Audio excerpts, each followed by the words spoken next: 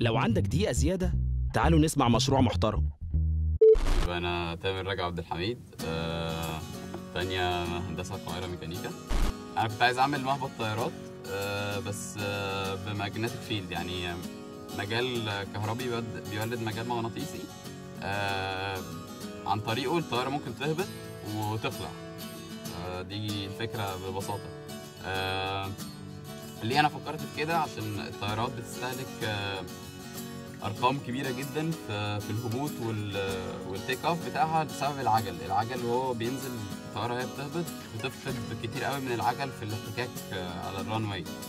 وده بيخليهم يغيروا العجل بشكل فريكوينت، مثلا كل يوم يمكن، والعجل ده بيكلف ارقام كبيره جدا جدا.